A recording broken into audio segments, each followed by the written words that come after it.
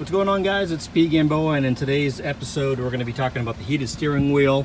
I picked up this heated steering wheel off of eBay some time ago.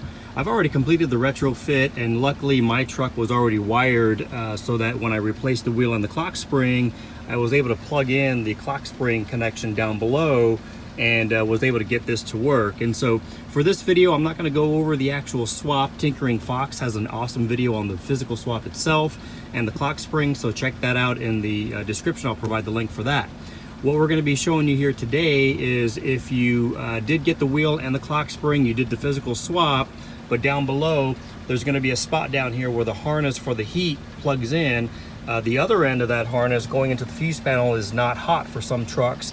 In other trucks, the actual mate is not even present. So I'm going to show you a harness that I'm going to be building, and I'm going to show you how to get that hooked up so that you can complete the heated wheel retrofit. So let's go ahead and take a look. And so here on my truck, I've already disconnected the heat from the fuse panel. So we're going to go through here. If I hit this button, you can see here the light doesn't come on. And so if you take a look underneath, down here, you're going to notice that there's going to be the clock spring harness, which is this guy right here. So this comes from the wheel, and in my truck I actually have the mate to this here, if I can get a good shot. So the mate's right there, right in there. And so essentially on my truck I just plug that in, and from the mate going over to the fuse panel, it was already hooked up. So for me it was truly plug and play. For some, again, that mate down below is either not present or it's not hot. So I'm going to show you today how to use my harness to get this hot, and we can get this heated portion of the wheel working for you. So here on the driver's side fuse panel, you're going to go and pop your fuse panel cover off. In the fuse panel, you're going to see your fuse block, and so we need to remove these two connections. We need to physically pull this fuse block out. The connector that we're going to want is going to be on the back side of this guy. So make sure your truck is turned off. To remove this, you're going to squeeze these tabs here, and you're going to lift this lever up and pull the connector out. Same with the blue connector. Okay, so move these aside, and once you get that out, the fuse block should pop out. Now there are two clips here. There's a clip here on this side, and there's a clip here on the inside. So just push down on these clips and carefully pull the panel out, and this should just come out. I've got mine pulled out here so I can show you here on video. So you want to pull this guy out, and then when you pull it out, you're going to have access to the connector on the back. The connector on the back is going to look like this guy here, and you're going to do the same thing. You're going to lift this lever up and pull the connector out, just like that.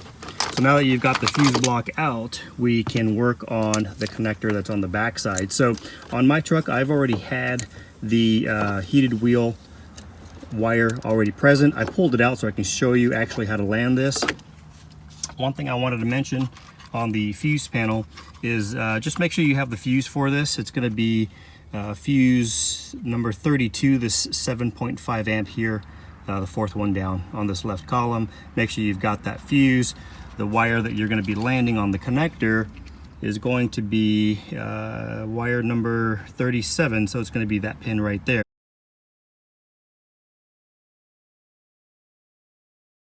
So here's the harness. It's going to have the mating connector on the end that's going to plug into your clock spring down below.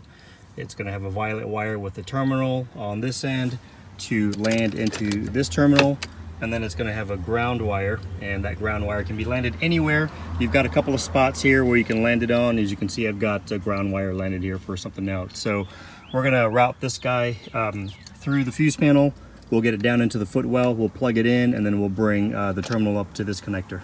On the corresponding connector, it's going to be this second slot right here, number 37.